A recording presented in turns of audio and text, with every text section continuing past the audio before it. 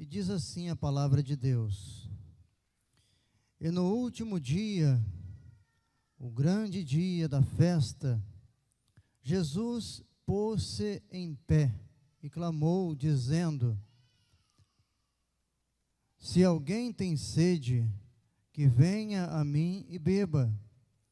Quem crê em mim, como diz as Escrituras, rios de água viva correrão do seu ventre.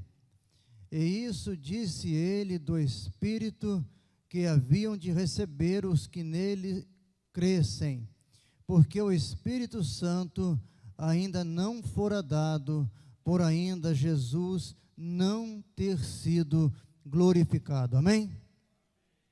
Glória a Jesus.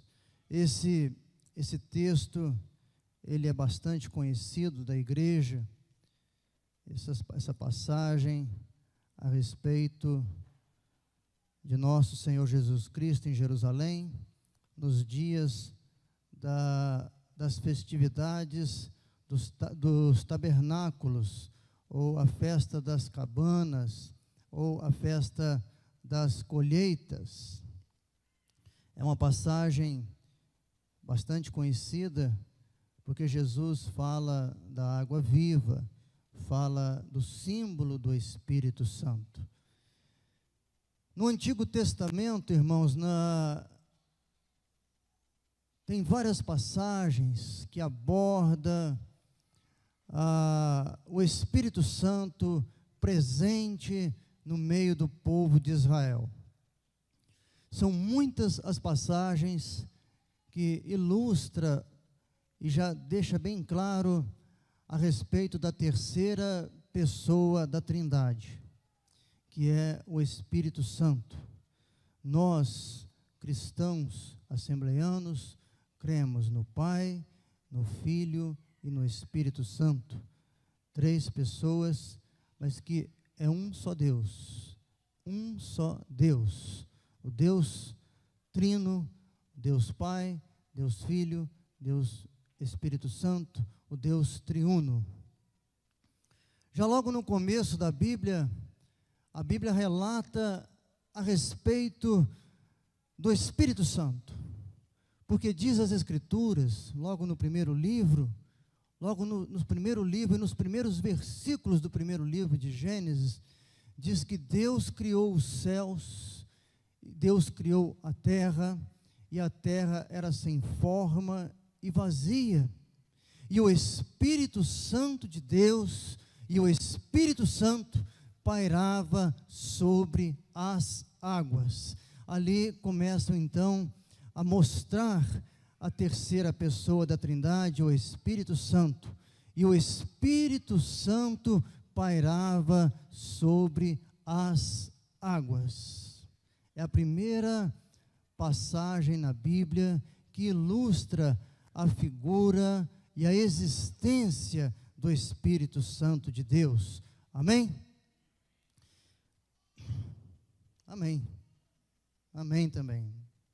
Glória a Jesus. Nós vemos então essa primeira passagem ilustrando a figura do Espírito Santo. Nós vemos, irmãos, um homem criado com toda a sabedoria do Egito, um homem que foi resgatado das águas, trazido para o palácio na casa de Faraó, foi educado pela filha de Faraó. Certamente esse moço, esse jovem, esse menino, essa criança teve os melhores ensinos que naqueles dias os homens poderiam proporcionar. E a própria Escritura diz que Moisés era instruído em toda a ciência do Egito. Em toda a ciência quer dizer que Moisés conhecia toda a ciência do Egito existente naqueles dias. E Moisés viveu então no Egito, irmãos, por 40 anos, isso é um fato conhecido de todos os irmãos. E Moisés, sendo também da tribo de Israel, sendo do povo de Israel, e reconhecendo que ele era um israelita, tentando num dia libertar o povo de Israel. Ele comete um assassinato, e ele é descoberto por esse assassinato, e ele foge para a terra de Midian, e vai viver ali por 40 anos. Na terra de Midian, ele conhece a sua esposa Zípora, e na terra de Midian, ele constitui uma família. Na terra de Midian, ele edifica a sua casa, a sua moradia, a sua vida. Ele tem toda a sua vida agora na terra de Midian. Ali tinha o seu sogro, tinha a sua família, as suas cunhadas. Ali agora estava o seu povo. Até que um belo dia, Moisés sobe ao monte Horebe, e ali está apacentando o seu rebanho, o rebanho da sua família. E ali naquele local, ele vê a presença nítida do Espírito Santo, quando Deus falava com ele, a presença de uma chama que ardia numa sarça e não consumia a sarça. Ali nós vemos uma presença nítida do Espírito Santo de Deus. O Espírito Santo de Deus. Moisés agora tem um encontro com Deus e o Espírito Santo de Deus. Agora é que Moisés começa a ter a sua vida mudada, após ter um encontro verdadeiro com Deus. Nós vemos a presença do Espírito Santo em todo o Antigo Testamento. Homens que experimentaram a unção do Espírito de uma forma gloriosa. Nós vemos Elias, um homem de Deus, um homem que cria em Deus de uma forma extraordinária. E num dia, esse Elias desafia 450 homens que profetizavam a respeito de chuva em Israel.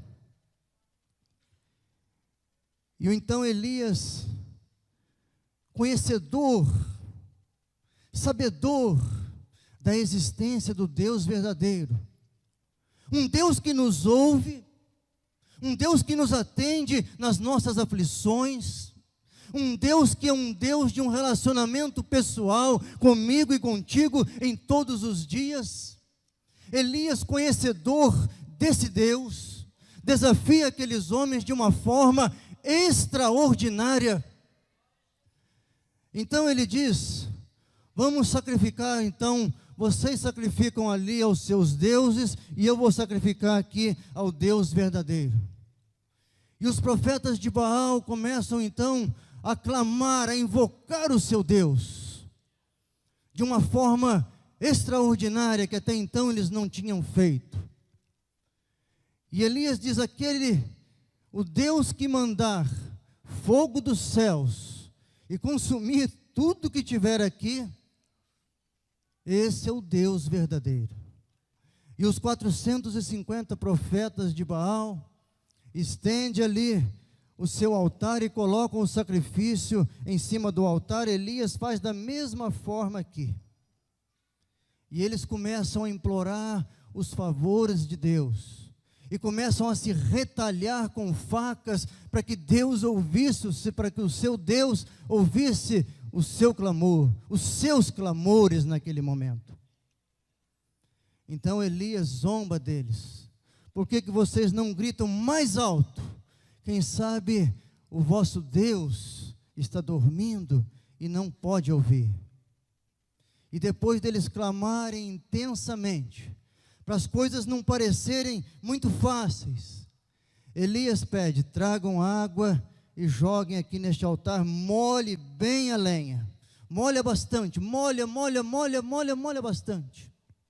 E quando Elias então começa a orar, para que haja diferença entre o Deus que nós servimos e o Deus morto que as pessoas servem, Para que haja diferença, Deus manifestou a sua glória e respondeu com fogo, e consumiu o altar, e consumiu a água, e consumiu o sacrifício, porque o Deus que nós servimos é um Deus verdadeiro, é um Deus que atende às nossas orações.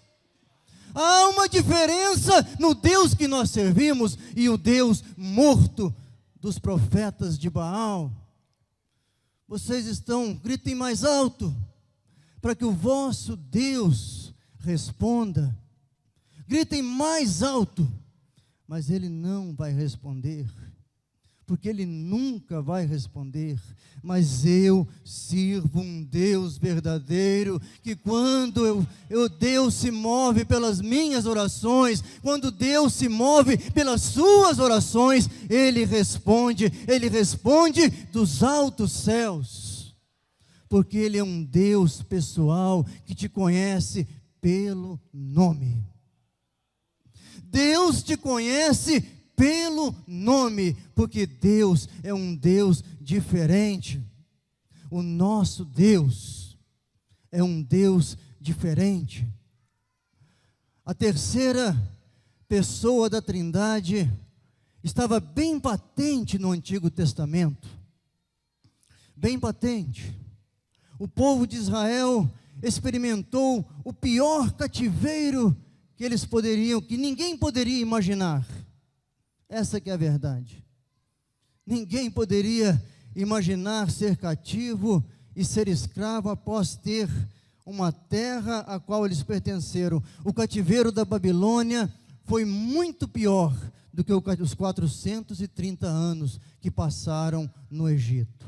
70 anos na Babilônia foi muito pior, porque eles nasceram cativos, não conheciam a liberdade, não tinham uma nação, não tiveram reis, não tiveram um templo para adorar a Deus. No Egito não havia absolutamente nada disso. Lá não havia rei, não havia sacerdote que oferecesse sacrifício, não havia um templo para adoração ao nome do Senhor. Mas agora eles conheceram tudo isso e a grandeza da glória do Deus de Israel, na terra de Israel, na terra que lhes foi prometida, mas pecaram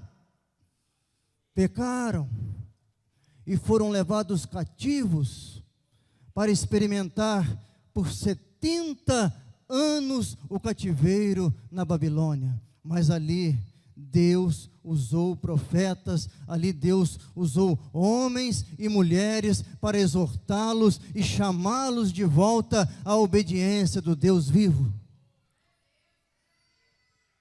Um dia, passeando pelas margens do rio Quebar, um homem chamado Ezequiel, que ali estava cativo entre os cativos do povo de Israel. Eu estou cativo entre os cativos. Mas logo no capítulo 1, ele está ali nas margens do rio Quebar. E ele começa então a ver um vento que vinha do Oriente. E ele começa a ver uma manifestação gloriosa. Ele começa a ver uma manifestação gloriosa do que ele até então não havia visto. Ele começa a ver carruagens, ele começa a ver anjos, ele começa então a ter o seu primeiro encontro com as visões de Deus, e ele cai por terra. Ele cai por terra porque lhe faltou o fôlego para continuar de pé diante da manifestação da glória de Deus, porque os anjos diziam: Santo, Santo, Santo, toda a terra está cheia da glória de Deus. E Ezequiel tombou-se aos pés do Senhor, e Deus, o Espírito Santo, diz a Ezequiel: Filho do homem, coloca-te de pé e eu falarei contigo. Filho do homem, coloca-te de pé e eu falarei contigo. Essa foi a palavra que o Espírito Santo falou a Ezequiel. Você não está sozinho aqui não, Ezequiel. Você não está sozinho aqui na Babilônia não, Ezequiel. Aqui tem Daniel. Aqui tem Ananias. Aqui tem Azarias.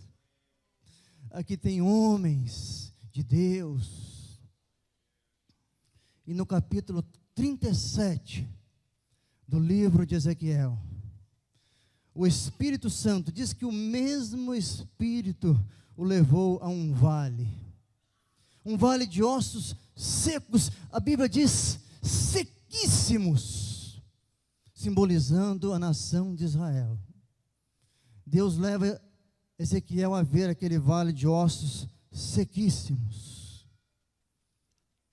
Irmãos, eu gosto muito de ver esses documentários de paleontólogos ou de arqueólogos, os arqueólogos, quando eles acham uma ossada de um dinossauro ou algum outro animal da era pré-histórica, eles começam a montar um quebra-cabeça. Ah, meu Deus, faltou um osso aqui. Nós vamos ter que imaginar esse osso e fazer um osso parecido com o que nós estamos imaginando para completar esse gigante. E eles começam a olhar ali. E se não achar, eles vão procurando. E quando não acham, eles ficam muito tristes. E tem que usar desse artifício. Fazer uma parte artificial para montar um animal, a ossada desse animal. Mas Deus leva, o Espírito Santo leva Ezequiel a contemplar aquele vale de ossos secos.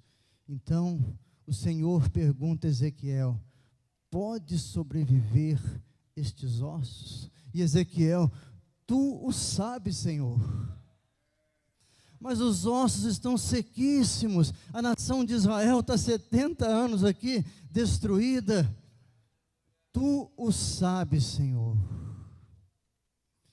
Tu o sabes. Eu fico imaginando aqueles ossos, irmãos, misturado. Os meus ossos, perdão, pastor Alexandre, os meus ossos não estavam próximos aos meus ossos, não disse que estava próximo. Os ossos do pastor Paulo Alexandre estavam ali, os meus aqui, mas parte dos meus ossos lá. Então Deus dá ordem àqueles ossos para que eles se unissem, e os ossos começam a se unir, e vem osso de lá e osso de cá, e Ezequiel ouvindo a manifestação da glória de Deus, e os ossos se unindo, ossos por ossos, e Deus começa a colocar pele naqueles ossos, e ele pergunta mais uma vez: posso eu, Ezequiel, fazer esses ossos se unirem e ter fôlego? E Ezequiel diz: tu o sabes, Senhor. E vem um vento, então o Senhor sopra naqueles ossos, e diz que o Espírito entrou naqueles ossos. Era o sopro do Espírito Santo de Deus que deu vida àqueles ossos e ressurgiu, porque o Espírito Santo de Deus, porque Deus traz a vida, até mesmo aquilo que está morto, e dá vida, e ressuscita, e coloca de pé novamente. Deus está entrando nas nossas causas a cada dia. Deus é Deus de milagre, Deus é Deus de poder, Deus é Deus de glória, Deus é Deus de manifestação, de poder e glória nas nossas vidas. É só olhar o que nós éramos antes e o que nós somos hoje. Hoje nós somos lavados, remidos, e estamos de pé na presença de Deus, porque um dia o Espírito Santo nos convenceu dos nossos pecados. Até a fé que existe em nós, ela é fruto do Espírito Santo nas nossas vidas. Davi pecou e pecou grave. Davi pecou e pecou grave. O pecado de Davi foi grave. Foi grave. Mas quando chega no Salmo 51, Davi se lança ao chão. No Salmo 51, verso 10 e 11, ele diz: Senhor, cria em mim um coração reto, um espírito reto, renova em mim o meu coração. E não retira de mim, Senhor, o teu Espírito Santo. Me tira tudo, me tira tudo, me tira tudo. Eu mereço, Senhor, tira tudo. Mas não retira de mim o teu Espírito Santo. Não retira de mim o teu Espírito Santo. Não retira de mim o teu Espírito Santo. Aleluia! Tira tudo, Senhor. Mas a tua presença de mim, não. Tira tudo, Senhor. Mas a tua presença de mim, não. Nós ouvimos um testemunho hoje de um irmão. Deus tirou tudo. E ele veio para Resende, Deus tirou tudo.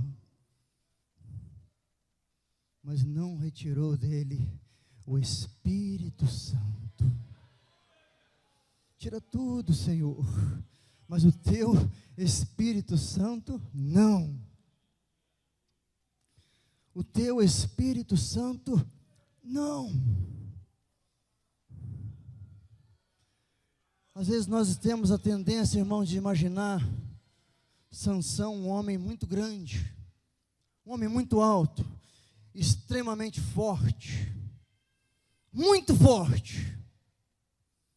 Mas a palavra de Deus diz que quando o Espírito do Senhor se apoderava dele, ele fazia grandes coisas. Não era a força de Sansão, era o Espírito Santo de Deus que estava em Sansão, que quando se apoderava dele, ele fazia coisas grandiosas. É o Espírito Santo de Deus.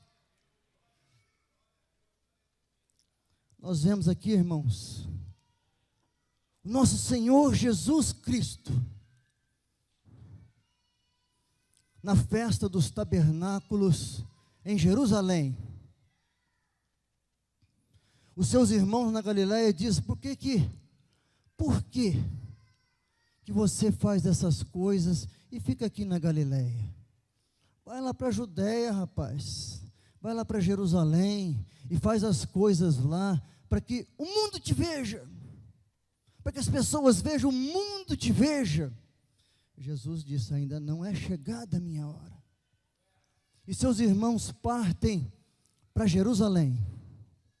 Os seus irmãos partem para Jerusalém. Mas diz que quando eles partiram para Jerusalém, ele, como que em oculto, deixou a Galileia e foi para a Judéia, na festa dos tabernáculos. Irmãos, quando Deus resgatou o seu povo com mãos poderosas do Egito, quando Deus tirou o seu povo com mãos fortes e poderosas da terra do Egito, Deus fez milagres prodigiosos.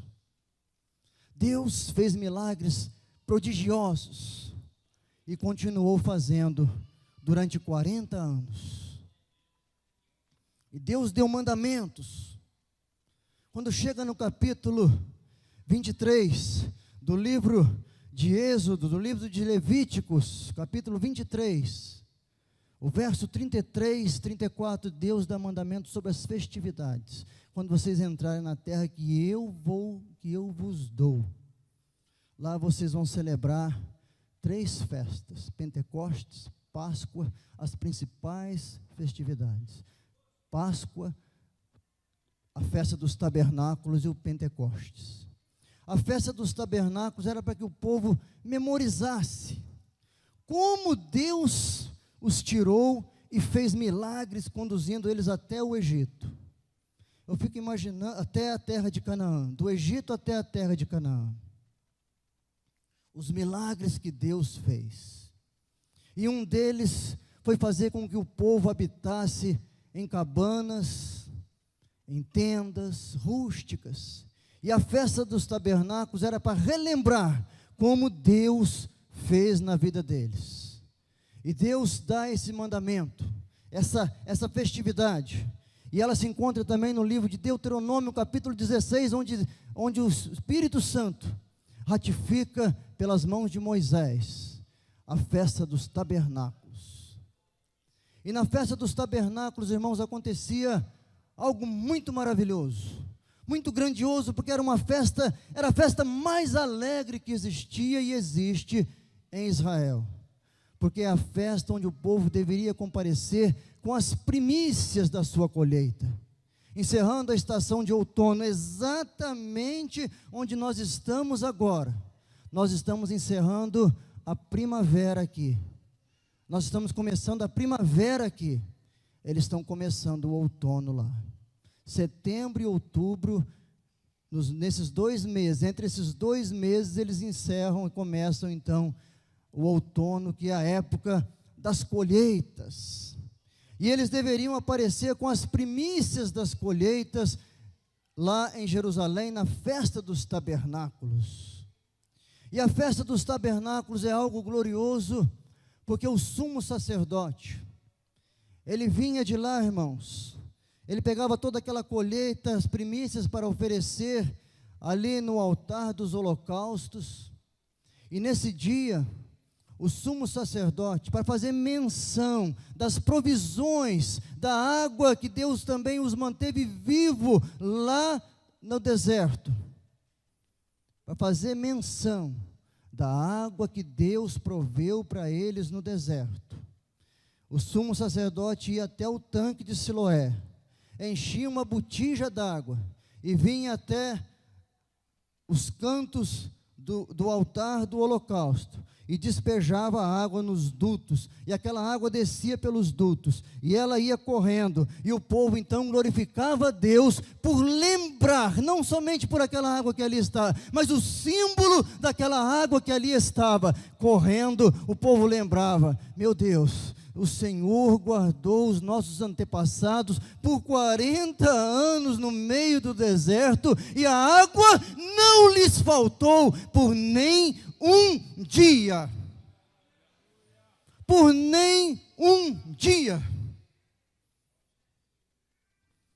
Mas eu volto, irmão, no livro de Joel, no capítulo 2, o verso 28 em diante. Uma das profecias mais marcantes para a igreja dos dias atuais. Quando Joel profetiza que nos últimos dias seria derramado sobre todos o Espírito Santo de Deus, e que nós teríamos visões, os jovens teriam visões, os jovens teriam sonhos, as pessoas teriam visões e sonhos. E eu volto agora, irmão, nessa festividade aqui em Jerusalém. Quando Jesus vê aquela água descendo e correndo nos dutos, agora no último dia da festa, quando o sumo sacerdote fez isso, quando o sacerdote fez essa operação da água nos dutos do altar do holocausto, Jesus se coloca em pé e observa aquela água, e vendo que todos que bebessem aquela água ia continuar tendo sede, Jesus então se coloca de pé. Eu sou a água da vida, aquele que crê em mim, rios de água viva correrão do seu ventre para a vida eterna. Essa água é muito diferente, porque ela alimenta a nossa alma, essa outra água alimenta o nosso corpo, sacia a nossa sede, nós podemos fazer uma asepsia corporal, nós podemos encher uma piscina, nós podemos regar as plantas, mas a água que Jesus promete, ela corre do nosso ventre para a vida eterna. Essa é a água prometida por Jesus Cristo na festa das cabanas naquele dia. Essa é a água da vida. Essa água é diferente, ela sacia a minha sede todos os dias, e ela corre do meu ventre para a vida eterna. E Jesus falava disso. Jesus falava disso, do seu Espírito Santo, que ainda não havia sido dado, porque ele ainda não havia sido glorificado. Jesus viveu, Jesus morreu, mas Jesus ressuscitou, porque as ânsias da morte não puderam contê-lo, porque ele era e é um homem santo, porque ele é Deus. Ele é a segunda pessoa da Trindade, da qual nós estamos falando hoje. 50 dias após a morte de nosso Senhor Jesus Cristo, 40 dias após a morte de nosso Senhor, Jesus vai aos céus e faz uma promessa: ficai aqui em Jerusalém, até que do alto sejais revestidos de poder. 40 dias Jesus esteve com os seus discípulos, e agora Jesus os deixou. Mas Jesus havia feito a promessa do Espírito Santo, do Consolador. Do Consolador. Nos momentos mais difíceis da nossa vida, quando nós batemos às vezes na casa de alguém para tentar que alguém venha nos confortar, nos consolar, mas Jesus diz que o Espírito Santo, o Consolador, estaria conosco nos momentos difíceis, que nós temos angústia, nos momentos das causas difíceis. Ele é o nosso advogado, Ele é o nosso advogado, Ele advoga as nossas causas, Ele nos consola nos momentos da dificuldade e da tristeza e da angústia. Nós temos o Consolador, não um Consolador. No dia da inauguração do templo lá em Jerusalém, a Bíblia diz, no templo de Salomão, a Bíblia diz que 120 homens tocaram trombetas. 120 homens, 120 sacerdotes tocando trombetas na consagração do templo lá em Jerusalém, nos dias da inauguração do templo de Salomão. Não existe coincidência, irmãos. Para Deus não existe coincidência, não é coincidência nós estarmos aqui hoje. Nada nas nossas vidas é coincidência, absolutamente nada. Nos dias ali que estavam orando, 120 pessoas estavam orando, reunidas no templo, de 40 dias da ascensão de Jesus até o 50º dia daquele mês, quando seria celebrada a festa de Pentecoste, ou a outra festa que encerrava o período festivo desses dias. Aqui na frente, a festa está acontecendo e eles estão orando. De 40 dias, do 40º dia até o 50º dia, aqueles homens e mulheres, 120 pessoas orando. Irmãos, depois de 10 dias orando, não tem nem palavra mais para falar, não tem mais nada, quando de repente vem pelaquela porta um vento veemente, um vento invade aquele local, e foram vistas línguas repartidas como que de fogo. Era o mesmo fogo que estava lá na sarça ardente, é o mesmo fogo que desceu ali sobre o altar que Elias fez, é o mesmo fogo. Ele está presente no meio da igreja. 120 almas foram batizadas no Espírito Santo na grande colheita que houve nos dias de Pentecostes.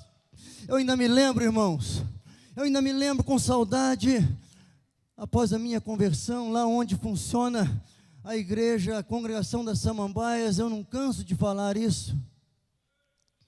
Eu cheguei lá e perguntei ao presbítero Humberto Alves, de saudosa memória.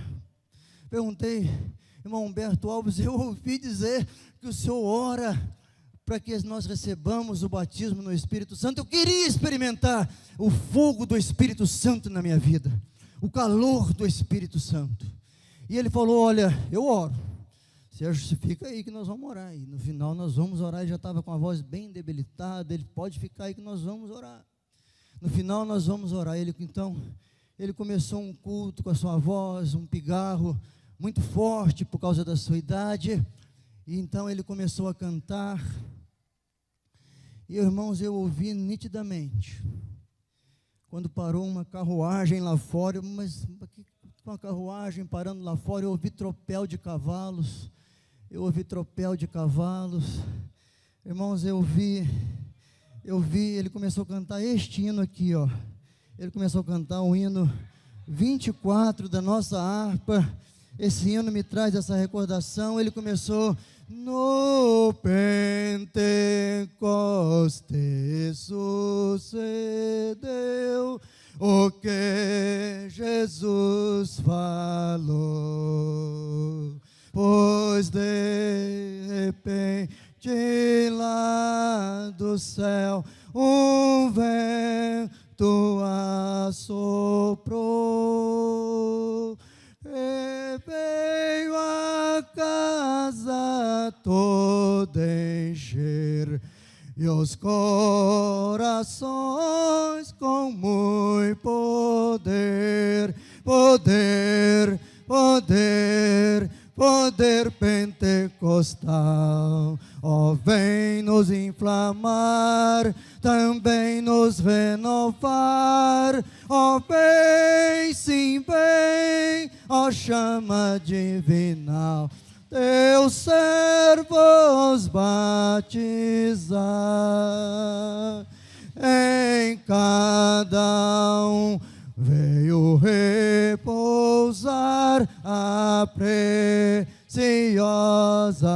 luz, o preceptor e veio ficar com servos de Jesus.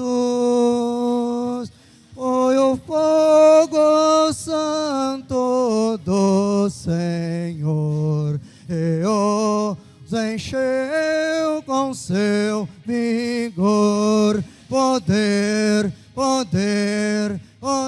pentecostal. Ó, vem nos inflamar, também nos renovar, ó, vem, sim, vem, ó, chama divinal, teus servos batizar.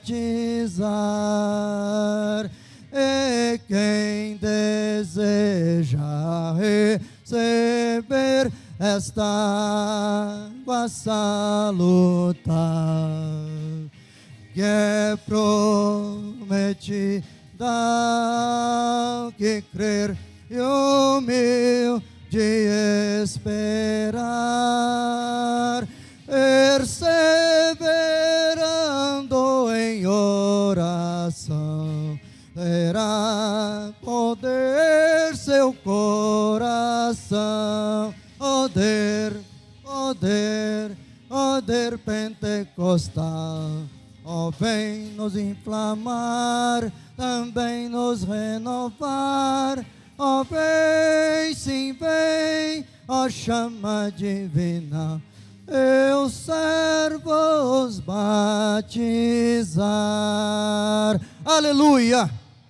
Eu ouvi nitidamente, irmãos, ele cantando esse hino com grande dificuldade até, mas eu ouvi quando parou essa carruagem lá fora, e as portas daquela congregação, elas abriam uma banda para cá e uma banda para cá, e eu ouvi, irmãos, e nós vimos, as pessoas que estavam ali viram um vento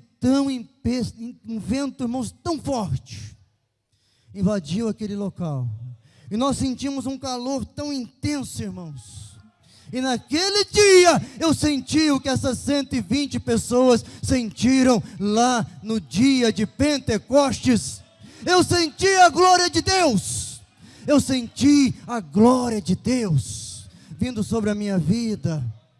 O Espírito Santo, ele nos aqueceu naquele dia de uma forma tão gloriosa, de uma forma tão violenta, mas de uma forma tão gostosa.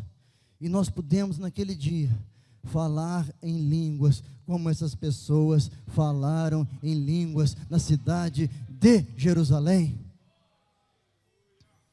O livro de Atos dos Apóstolos é um livro, irmãos, também conhecido como os atos do Espírito Santo. Os atos do Espírito Santo, nós vemos os atos do Espírito Santo em quase todas as passagens que nós lemos.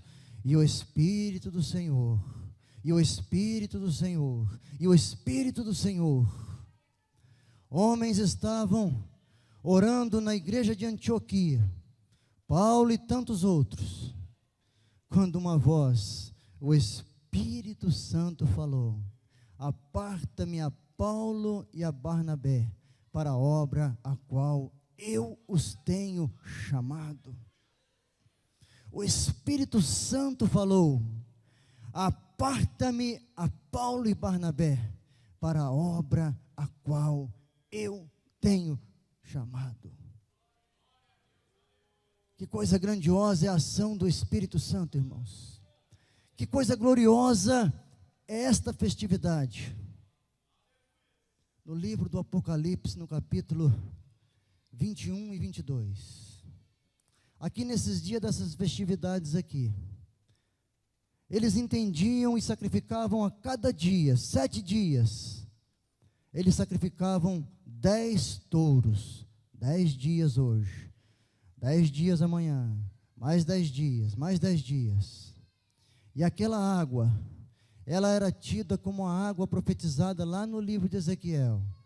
A água que era para a saúde do povo de Israel, a saúde espiritual, um símbolo. Mas no livro de Apocalipse, o capítulo 21 e 22, que fala de novos céus e nova terra, que fala de um templo no capítulo 22, que fala de um altar, que fala de uma água que escorre diretamente do trono de Deus, e esta água será para a saúde das nações, simbolizando o Espírito Santo de Deus, que está manifesto no meio desta igreja, até o dia do arrebatamento. O Espírito Santo de Deus está conosco. Deus abençoe a todos, em nome de Jesus. Deus abençoe.